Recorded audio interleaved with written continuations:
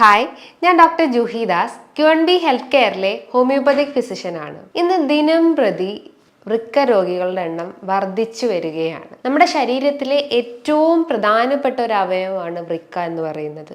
ഒരുപാട് ഫങ്ഷൻസ് നമ്മളെ ബോഡിയിൽ വൃക്ക ചെയ്യുന്നുണ്ട്. അതായത് നമ്മളെ BP റെഗുലേറ്റ് ചെയ്യുന്നു, ബ്ലഡ് പ്രഷർ റെഗുലേറ്റ് ചെയ്യുന്നു, നമ്മുടെ ശരീരത്തിൽ ഉണ്ടാകുന്ന ഇലക്ട്രോലൈറ്റ്, അതായത് സോഡിയം, മെഗ്നീഷ്യം, ക്ലോറൈഡ് പോലത്തെ ഇലക്ട്രോലൈറ്റ്സിനെ ബാലൻസ് ചെയ്യുന്നു, RBC പ്രൊഡക്ഷന് സഹായിക്കുന്നു, അതേപോലെ തന്നെ വൈറ്റമിൻ ഡിനെ അബ്സോർബ് ചെയ്യാൻ സഹായിക്കുന്നു. അങ്ങനെ പല രീതിയിലുള്ള ഫങ്ഷൻസ് നമ്മുടെ ശരീരത്തിൽ വൃക്കകൾ ചെയ്യുന്നുണ്ട്. നമ്മുടെ ശരീരത്തിൽ ഈ വൃക്കകൾക്ക് എന്തെങ്കിലും തകരാറുകൾ സംഭവിക്കുമ്പോൾ പല രീതിയിലുള്ള സിംറ്റംസ് ആണ് നമ്മുടെ ശരീരത്തിൽ കാണിക്കുക. ഈ റീനൽ ഫെയിലിയർ എന്ന് പറയുമ്പോൾ അത് അക്യൂട്ട് റീനൽ ഫെയിലിയറും ഉണ്ട്, അതേപോലെ തന്നെ ക്രോണിക് റീനൽ ഫെയിലിയറും ഉണ്ട്.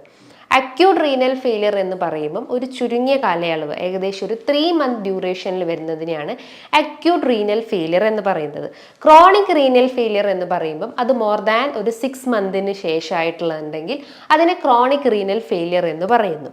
റീനൽ ഫെയിലിയർ എന്ന് പറയുന്നതിൻ്റെ ആ ഒരു ടേം എന്ന് ഉദ്ദേശിക്കുന്നത് നമ്മുടെ യൂറിൻ ഔട്ട്പുട്ട് അവിടെ റെഡ്യൂസ്ഡ് ആയി എന്നുള്ള ഒരു സിമ്പലാണ് ഈ റീനൽ ഫെയിലിയർ എന്ന് പറയുന്നത്. നമുക്കറിയാം, നമ്മുടെ കിഡ്നി വഴിയാണ് നമ്മുടെ രക്തം ശുദ്ധീകരിക്കുന്നതും അതുവഴിയാണ് നമ്മുടെ ആ ഒരു യൂറിൻ പാസ് ഔട്ട് ചെയ്തു പോകുന്നതും.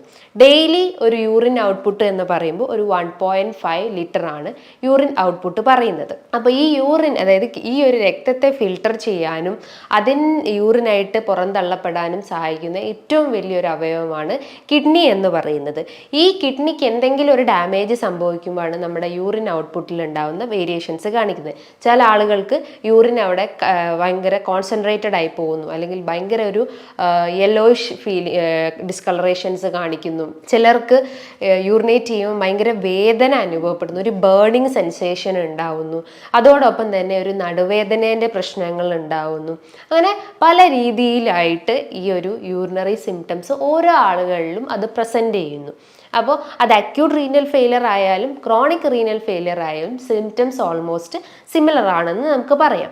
അപ്പോൾ എന്തൊക്കെ കാരണങ്ങൾ കൊണ്ടാണ് ഇത്തരം കിഡ്നി ഡാമേജ് ഉണ്ടാവുന്നത്, അല്ലെങ്കിൽ ഈ ഒരു റീനൽ ഫെയിലിയർ ഉണ്ടാവുന്നത്? മെയിനായിട്ട് നമ്മളെ ബ്ലഡ് പ്രഷർ നമ്മൾ കൃത്യമായിട്ട് കൺട്രോൾ ചെയ്തിട്ടില്ലെങ്കിൽ, അല്ലെങ്കിൽ ഹൈപ്പർ ടെൻസീവ് ആയിട്ടുള്ള പേഷ്യൻസിലൊക്കെ ഈ റീനൽ ഫെയിലിയർ വരാനുള്ളൊരു ചാൻസസ് ഉണ്ട്. അതേപോലെ തന്നെ ഏറ്റവും പ്രധാനമായിട്ട്, ഏറ്റവും വില്ലനായിട്ട് വന്നിട്ടുള്ള ഒന്നാണ് പ്രമേഹം എന്ന് പറയുന്നത്. അതായത് ഡയബറ്റിസിൻ്റെ ഒരു കോംപ്ലിക്കേഷൻ ആയിട്ട് നമുക്ക് പറയാം ഡയബറ്റിക് നെഫ്രോപ്പതി എന്ന് പറയുന്നത്. ഡയബറ്റിക് നെഫ്രോപ്പതി എന്ന് പറയുമ്പം നമ്മുടെ വൃക്കകളെ തകരാറാക്കുന്ന, അല്ലെങ്കിൽ വൃക്കകൾ കംപ്ലീറ്റ് ആയിട്ട് നശിച്ചു പോകുന്ന ഒരവസ്ഥയാണ്. അതായത് യൂറിൻ ഔട്ട്പുട്ട് അവിടെ റെഡ്യൂസ്ഡ് ആണ്. അതുമൂലം നമുക്ക് ബാക്ക് ഏക്കിൻ്റെ പ്രശ്നങ്ങളും അതേപോലെ തന്നെ ക്ഷീണത്തിൻ്റെ പ്രശ്നങ്ങളും ഒക്കെ അനുഭവപ്പെടുന്നു. അപ്പം നമുക്ക് പറയാം ഏറ്റവും വില്ലനായിട്ടുള്ള ഒന്നാണ് ഈ പ്രമേഹം. ഈ പ്രമേഹം വന്നു കഴിഞ്ഞാൽ, അല്ലെങ്കിൽ ഇത്തരം ഷുഗർ പേഷ്യൻസിൽ കാണിക്കുന്ന ഒരു ബുദ്ധിമുട്ട് എന്ന് പറയുമ്പം അവർക്ക് റെക്കറൻ്റ് ആയിട്ട് യൂറിനേറ്റ് ചെയ്യാനുള്ള ഒരു പ്രശ്നങ്ങൾ വരുന്നു. അത് രാത്രി കാലങ്ങളിൽ ആ ഒരു യൂറിനെ പിടിച്ചു നിർത്താൻ പറ്റാത്തൊരവസ്ഥ വരുന്നു. ചില ആളുകൾക്ക് ബേണിംഗ് സെൻസേഷൻ ഉണ്ടാവും, ഒരു പുകച്ചിൽ പോലെയൊക്കെ ഫീൽ ചെയ്യുന്നു. ഈ ഒരു ഷുഗർ മോളിക്യൂൾസ് നമ്മളെ ബോഡിയിൽ ഇൻക്രീസ്ഡ് ആകുമ്പോൾ, അല്ലെങ്കിൽ ഗ്ലൂക്കോസിൻ്റെ ലെവൽ ഇൻക്രീസ് ആകുമ്പോൾ നമ്മുടെ കിഡ്നീൻ്റെ അകത്തുള്ള, അല്ലെങ്കിൽ കിഡ്നീൻ്റെ അകത്ത് സ്ഥിതി ചെയ്യുന്ന ഒരു സ്ട്രക്ചർ എന്ന് പറയുന്നത് ഗ്ലോമർലസ് എന്നാണ്. അതിലൂടെയാണ് പല രീതിയിലുള്ള ധാതുക്കളും ഫിൽട്ടർ ചെയ്ത് പോകുന്നത്. അപ്പം ഇത്തരം ഗ്ലൂക്കോസ് മോളിക്യൂൾസ് നമ്മുടെ രക്തത്തിൽ അധികമായി കഴിഞ്ഞു കഴിഞ്ഞാൽ അത് കൃത്യമായിട്ട് അത് ഫിൽട്ടർ ചെയ്ത് പോകത്തില്ല. അത് പകരം നമ്മുടെ ആ ഒരു ഗ്ലോമർലെസിനെ പോയിട്ട് ഡാമേജ് ചെയ്യും. അപ്പോൾ അതുമൂലം നമുക്ക് ഈ യൂറിനറി കംപ്ലയിൻസ് ഉണ്ടാവുന്നു. അതേപോലെ തന്നെ മറ്റൊരു പ്രധാനപ്പെട്ട ഒരു കാരണം എന്ന് പറഞ്ഞു കഴിഞ്ഞാൽ അമിതവണ്ണമുള്ള ആളുകളിലും ഇത്തരം കിഡ്നി റിലേറ്റ് ചെയ്തിട്ടുള്ള കംപ്ലയിൻസ് ഉണ്ടാവും. അമിതവണ്ണം എന്ന് പറയുമ്പം അവിടെ ശരീരഭാരം വർദ്ധിച്ചിട്ടുണ്ടാവും. ഹൈറ്റിന് ഇക്വലൻ്റ് ആയിട്ടുള്ളൊരു വെയിറ്റ് അവർക്ക് ഉണ്ടാവില്ല. അപ്പം നമ്മുടെ ആ ഒരു ശരീരഭാരം കാരണം അവർക്ക് പ്രമേഹത്തിൻ്റെ പ്രശ്നങ്ങൾ ഉണ്ടാവുന്നു, ഫാറ്റി ലിവറിന് ഇഷ്യൂസ് ഉണ്ടാവുന്നു, സ്ത്രീകളിൽ PCODൻ്റെ കംപ്ലയിൻസ് ഡെവലപ്പ് ചെയ്യുന്നു, ഫൈബ്രോയിഡിൻ്റെ ഇഷ്യൂസ് ഡെവലപ്പ് ചെയ്യുന്നു. ഇതിൻ്റെയൊക്കെ റീസൺസ് എന്ന് പറഞ്ഞു കഴിഞ്ഞാൽ നമ്മുടെ ശരീരഭാരം വർദ്ധിക്കുന്നു, നമ്മൾ അമിതമായിട്ടുള്ള കൊഴുപ്പ് ഭക്ഷണങ്ങൾ കഴിക്കുന്നു, അമിതമായിട്ട് ജങ്ക് ഫുഡ്, പ്രോസസ്ഡ് ഫുഡിനൊക്കെ ഫുഡിനെയൊക്കെ ഡിപ്പെൻഡ് ചെയ്യുന്നു, കൂടുതലായിട്ട് റിഫൈൻഡ് ഓയിൽസ് യൂസ് ചെയ്യുന്നു, കൃത്യമായ ഒരു കാലയളവിൽ നമ്മൾ ഭക്ഷണം കഴിക്കാതിരിക്കുന്നു. അത്തരം കാരണങ്ങൾ കൊണ്ടാണ് നമുക്ക് വെയിറ്റ് കൂടി വരുന്നത്. അപ്പോൾ വെയിറ്റ് കൂടി വന്നു കഴിഞ്ഞാൽ നമുക്ക് ഇത്തരം ബ്ലഡ് വെസൽസിനൊക്കെ ഡാമേജ് ആക്കും. അതുമൂലം നമുക്ക് കിഡ്നി ഫെയിലിയർ വരാനുള്ള ഒരു ചാൻസസ് ഉണ്ട്. അതേപോലെ തന്നെ മറ്റൊരു പ്രധാനപ്പെട്ട ഒരു കാരണം എന്ന് പറഞ്ഞു കഴിഞ്ഞാൽ എന്തെങ്കിലും ടാബ്ലറ്റ്സ് അധികമായിട്ട് എടുക്കുന്ന, അല്ലെങ്കിൽ ഓവർ മെഡിക്കേഷൻസ്, ആൻറ്റി ഡിപ്രസൻസ് പോലത്തെ ടാബ്ലറ്റ്സ് അല്ലെങ്കിൽ ആൻറ്റാസിഡ്സ് പോലത്തെ ഇത്തരം ടാബ്ലറ്റ്സ് ഇങ്ങനെ ഡെയിലി ഒരു 500 mg അല്ലെങ്കിൽ 1000 mg ഹൈ ഡോസിലൊക്കെ നമ്മൾ കഴിക്കുകയാണെങ്കിലും ഇത്തരം കിഡ്നി കംപ്ലയിൻറ്റ്സ് ഡെവലപ്പ് ചെയ്യാനുള്ള ഒരു ചാൻസസ് ഉണ്ട്. അതേപോലെ തന്നെ ഒരു ജെനറ്റിക് ഹിസ്റ്ററി ഉണ്ടെങ്കിൽ, നമ്മളെ ഗ്രാൻഡ് പാരൻസിനോ അല്ലെങ്കിൽ നമ്മളെ അച്ഛനോ അമ്മയ്ക്കോ ഒരു കിഡ്നി ഫെയിലറിൻ്റെ ഒരു ഹിസ്റ്ററി ഉണ്ടെങ്കിലും അതുമൂലവും നമുക്കൊരു കിഡ്നി ഫെയിലിയർ വരാനുള്ള ഒരു ചാൻസസ് ഉണ്ട്. അതേപോലെ തന്നെ നമുക്ക് റെക്കറൻ്റ് ആയിട്ട് എന്തെങ്കിലും ഇൻഫെക്ഷൻസ് ഉണ്ടെങ്കിൽ, അതായത് എസ്പെഷ്യലി യൂറിനറി ട്രാക്ട് ഇൻഫെക്ഷൻസ് ഉണ്ടെങ്കിൽ, യൂറിനറി ട്രാക്ട് ഇൻഫെക്ഷൻസ് എന്ന് പറയുമ്പം നമ്മുടെ മൂത്രനാളിയിൽ ഉണ്ടാവുന്ന അല്ലെങ്കിൽ ആ ഒരു നാളിയിൽ എപ്പിത്തീലിയൽ സെൽസ് ഡാമേജ് ആവും. അപ്പോൾ അതിൽ എക്കോളൈ പോലത്തെ ബാക്ടീരിയസ് കൂടുതലായിട്ടും വളർന്നുകൊണ്ടിരിക്കുന്നു. അപ്പോൾ അതുമൂലം നമുക്ക് മൂത്രം ഒഴിക്കാനുള്ള ബുദ്ധിമുട്ടുകൾ ഉണ്ടാവുന്നു. റെക്കറൻ്റ് ആയിട്ട് ഇത്തരം ഇൻഫെക്ഷൻസ് വന്നുകൊണ്ടിരിക്കുന്നു. അത് എസ്പെഷ്യലി സ്ത്രീകളിലാണ് ഏറ്റവും കൂടുതൽ കാണപ്പെടുന്നത്. അപ്പോൾ ഇത്തരം കാരണങ്ങളാണ് നമ്മുടെ ശരീരത്തിൽ ഈ ഒരു കിഡ്നി ഡാമേജ് ആവാനുള്ള റീസൺസ് എന്ന് നമുക്ക് പറയാം. ഈ ഒരു അക്യൂട്ട് റീനൽ ഫെയിലിയർ ആവട്ടെ, ക്രോണിക് റീനൽ ഫെയിലിയർ ആവട്ടെ, അതിൻ്റെ ഒരു ട്രീറ്റ്മെൻറ്റ് പ്രൊസീജിയർ, ഒരു അലോപ്പതിക് ട്രീറ്റ്മെൻറ്റ് പ്രൊസീജിയർ എന്ന് പറയുമ്പം മെയിൻലി അവർ സർജറി സജസ്റ്റ് ചെയ്യും. അതേപോലെ തന്നെ ഡയാലിസിസ് ആണ് ചെയ്യാറ്. ഡയാലിസിസ് തന്നെ ഹീമോ ഡയാലിസിസും ഉണ്ട്, പെരിട്ടോണിയൽ ഡയാലിസിസും ഉണ്ട്. അപ്പോൾ എന്തൊക്കെ ലക്ഷണങ്ങളാണ് നമ്മുടെ കിഡ്നി ഡാമേജ് ആയെന്ന് നമ്മുടെ ശരീരം കാണിച്ചു തരുന്നതെന്ന് നോക്കാം. മെയിനായിട്ട് ഞാൻ പറഞ്ഞു, നമ്മുടെ കിഡ്നീൻ്റെ ഒരു ഫംഗ്ഷൻ എന്ന് പറഞ്ഞു കഴിഞ്ഞാൽ നമ്മുടെ യൂറിൻ ഔട്ട്പുട്ടിനെ മെയിൻറ്റെയിൻ ചെയ്യുന്നത്, അല്ലെങ്കിൽ രക്തത്തിനെ ഫിൽട്ടർ ചെയ്തിട്ട് യൂറിൻ ഔട്ട്പുട്ടിനെ മെയിൻറ്റെയിൻ ചെയ്യുന്നതാണ് കിഡ്നി ചെയ്യുന്നത്. അപ്പം ഒരു മെയിൻ ക്ലിനിക്കൽ ഫീച്ചേഴ്സ് അല്ലെങ്കിൽ ഒരു സിംറ്റം എന്ന് പറയുമ്പം നമ്മുടെ യൂറിൻ ഔട്ട്പുട്ട് അവിടെ റെഡ്യൂസ്ഡ് ആയിരിക്കും. ചില ആളുകൾക്ക് അത് ഇൻകോണ്ടിനൻസിൻ്റെ പ്രശ്നങ്ങൾ ഉണ്ടാവുന്നു. ഇൻകോണ്ടിനൻസ് എന്ന് പറയുമ്പോൾ ഇടയ്ക്കിടയ്ക്ക് മൂത്രമൊഴിക്കാനുള്ള ബുദ്ധിമുട്ടുകൾ ഉണ്ടാവുന്നു. അതേപോലെ ചിലർക്ക് ബേണിംഗ് പെയിൻ ഉണ്ടാവും, ഒരു പുകച്ചിൽ ഫീൽ ചെയ്യുന്നു. ചിലപ്പം മൂത്രം ഒഴിച്ചു കഴിഞ്ഞാൽ ഒരു വേദന അനുഭവപ്പെടാം. ചിലർക്ക് മൂത്രത്തിനോടൊപ്പം തന്നെ ഒരു ബേണിംഗ് ഫീലിംഗ് ഉണ്ടാവുന്നു. അതോടൊപ്പം തന്നെ അതിശക്തമായിട്ടുള്ളൊരു നടുവേദന അനുഭവപ്പെടുന്നു, ഒരു തലയ്ക്കൊരു ഹെവിനെസ് ഫീലിംഗ് ഉണ്ടാവുന്നു, ശരീരമാസകല ഒരു വീക്ക്നെസ് ഫീലിംഗ് ഉണ്ടാവുന്നു, വെയിറ്റിൽ വേരിയേഷൻസ് കാണിക്കുന്നു. ചില ആളുകൾക്ക് വെയിറ്റിൽ വർധനവ് ഉണ്ടാവുന്നു, അതേപോലെ ചില ആളുകൾക്ക് വെയിറ്റ് കുറഞ്ഞു പോകുന്ന ഒരു പ്രശ്നങ്ങൾ ഉണ്ടാവുന്നു. അതേപോലെ മെയിൻ സിംറ്റംസ് എന്ന് പറയുന്നത് ഫേസ് നോക്കുകയാണെങ്കിൽ രാവിലെ എഴുന്നേറ്റിട്ട് അവർ ഫേസ് ഒക്കെ ഭയങ്കര പഫി ആയിട്ടിരിക്കുന്നു. എസ്പെഷ്യലി ഈ ഒരു റീജിയനൊക്കെ ഭയങ്കര ഒരു പഫി ഫീലിംഗ് ഉണ്ടാവുന്നു. അതേപോലെ കാലുകൾ നോക്കുവാണെങ്കിൽ ഭയങ്കര ഒരു എഡിമ ഫീലിംഗ്, അല്ലെങ്കിൽ ആംഗിൾ റീജിയൻ ഒക്കെ നോക്കുവാണെങ്കിൽ കാലിങ്ങനെ വീർത്തിരിക്കുന്ന പോലെ ഒരു നീര് വെച്ചൊരു ഫീലിംഗ് ഉണ്ടാവുന്നു.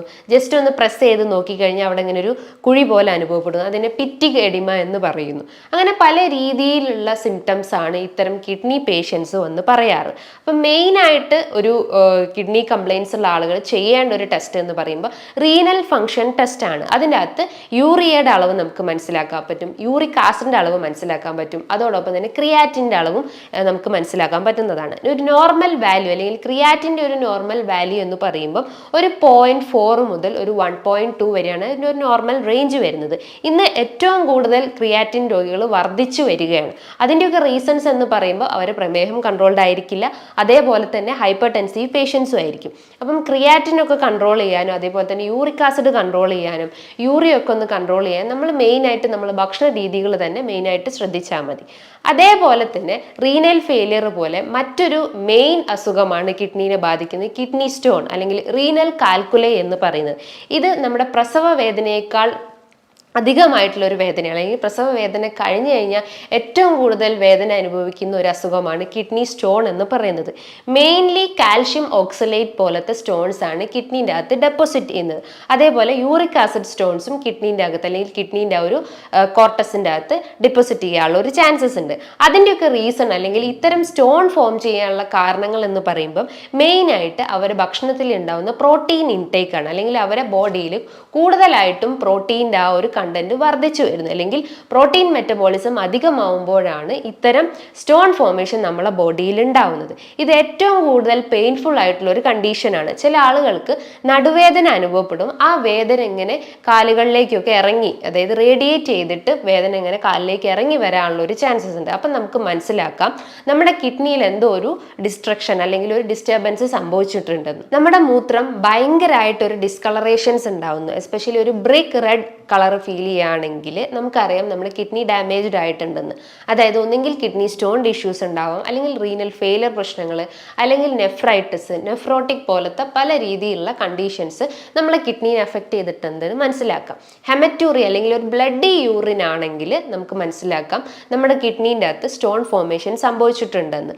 അതോടൊപ്പം തന്നെ അതിശക്തമായിട്ടുള്ളൊരു വീക്ക്നെസ് അനുഭവപ്പെടാം, അതിശക്തമായിട്ടുള്ളൊരു നടുവേദന അനുഭവപ്പെടാം, സ്കിന്നിൽ ഭയങ്കരമായിട്ടൊരു ഡ്രൈനെസ് ഫീലിംഗ് ഉണ്ടാവും, അതിശക്തമായിട്ടുള്ളൊരു ചൊറിച്ചിലുണ്ടാവും, ചിലപ്പോൾ റാഷസ് ഒന്നും അല്ലെങ്കിൽ ഒരു ഇറപ്ഷൻസ് ഒന്നും നമ്മുടെ ബോഡിയിൽ ഉണ്ടാവുന്നില്ല, പക്ഷേ അൺനെസസറി ആയിട്ട് നമുക്ക് ഇങ്ങനെ ഒരു ഇച്ചിങ്ങിൻ്റെ പ്രശ്നങ്ങൾ ഉണ്ടാവുന്നു. അതേപോലെ തന്നെ നമുക്ക് ഓക്കാനം, ഛർദി പ്രശ്നങ്ങൾ ഉണ്ടാവുന്നു. ക്രിയാറ്റിൻ പേഷ്യൻസിൽ ഏറ്റവും കോമൺ ആയിട്ടുള്ള ഒരു ബുദ്ധിമുട്ട് എന്ന് പറഞ്ഞാൽ ഇത്തരം ഗ്യാസ് ട്രബിൾസ് ആണ്. ചില ഫുഡ് കഴിച്ചു കഴിഞ്ഞാൽ അവർക്ക് ഈ ഓക്കാനം പോലത്തെ ഫീലിങ്സ് ഉണ്ടാവുന്നു. ഫുഡ് അവരുടെ സ്റ്റൊമക്കിൽ ജസ്റ്റ് ഒന്ന് ടച്ച് ചെയ്താൽ തന്നെ അവർക്ക് പെട്ടെന്ന് വൊമിറ്റ് ചെയ്യാനുള്ളൊരു ഫീലിംഗ് ഉണ്ടാവുന്നു. ഫുഡ് കഴിച്ച് അങ്ങനെ തന്നെ അത് വൊമിറ്റ് ചെയ്ത് പോകാനുള്ള ഒരു ചാൻസസ് ഉണ്ട്. കാലുകൾ നോക്കുമ്പോൾ ഭയങ്കര ഒരു നീര് ഫീൽ ചെയ്യുന്നു, ജസ്റ്റ് ഒന്ന് പ്രസ് ചെയ്ത് കഴിഞ്ഞാൽ ഒരു നീർക്കെട്ടിൻ്റെ പ്രശ്നങ്ങൾ ഉണ്ടാവുന്നു. അങ്ങനെ പല രീതിയിലായിട്ട് നമ്മൾ ഓരോ സിസ്റ്റത്തിനെയും എഫക്റ്റ് ചെയ്യുന്ന അല്ലെങ്കിൽ ഓരോ ബോഡി പാർട്സിനെയും ഇത്തരം സിംറ്റംസ് കാണിക്കുന്നുണ്ടെങ്കിൽ നമുക്ക് മനസ്സിലാക്കാം നമ്മുടെ കിഡ്നി അവിടെ തകരാറിലായിട്ടുണ്ടെന്ന്. അപ്പം നമ്മൾ എപ്പോഴും ശ്രദ്ധിക്കേണ്ടത് നമ്മളെ ഭക്ഷണ രീതികൾ തന്നെയാണ്. ജസ്റ്റ് ഒരു മെഡിസിൻസ് എടുത്തു കഴിഞ്ഞാൽ അതിനൊരു താൽക്കാലികമായിട്ടുള്ളൊരു ശമനം മാത്രമേ നമുക്ക് ഉണ്ടാവുള്ളൂ. അപ്പം നമ്മൾ ശ്രദ്ധിക്കേണ്ട കാര്യങ്ങൾ എന്ന് പറയുമ്പോൾ ഭക്ഷണത്തിൻ്റെ അകത്ത് പ്രോട്ടീൻ്റെ അളവ് കഴിവതും കുറയ്ക്കാൻ ശ്രമിക്കുക, അല്ലെങ്കിൽ ഓക്സലേറ്റ് കണ്ടന്റ് അടങ്ങിയിട്ടുള്ള ഭക്ഷണങ്ങൾ കഴിവതും കുറയ്ക്കാൻ ശ്രമിക്കുക. അപ്പോൾ എന്തൊക്കെയാണ് ഈ ഓക്സലേറ്റ് അടങ്ങിയിട്ടുള്ള ഭക്ഷണങ്ങൾ?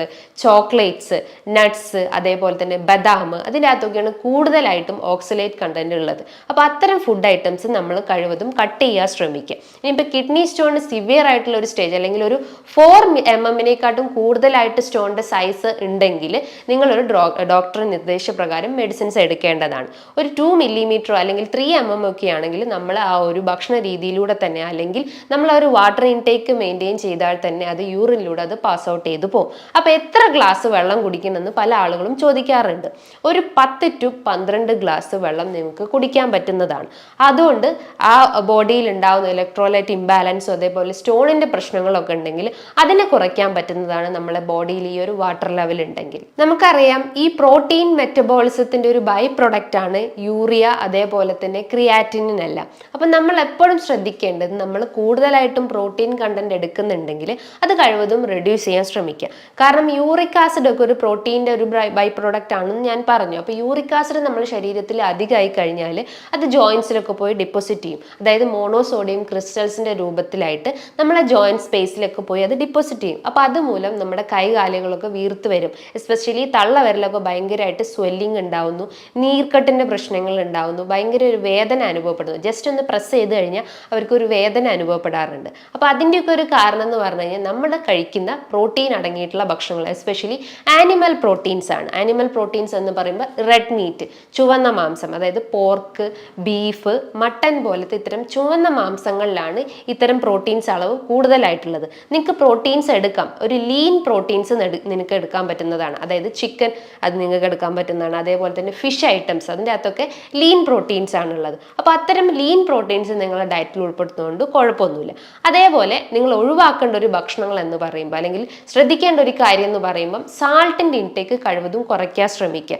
കാരണം ഇലക്ട്രോലൈറ്റ് ഇംബാലൻസ് ആവും, നമുക്ക് ഹൈപ്പർ ടെൻഷൻ്റെ പ്രശ്നങ്ങൾ ഉണ്ടാവുന്നു. അപ്പോൾ എപ്പോഴും സാൾട്ടിൻ്റെ അളവ് കഴിവതും കുറയ്ക്കാൻ ശ്രമിക്കുക.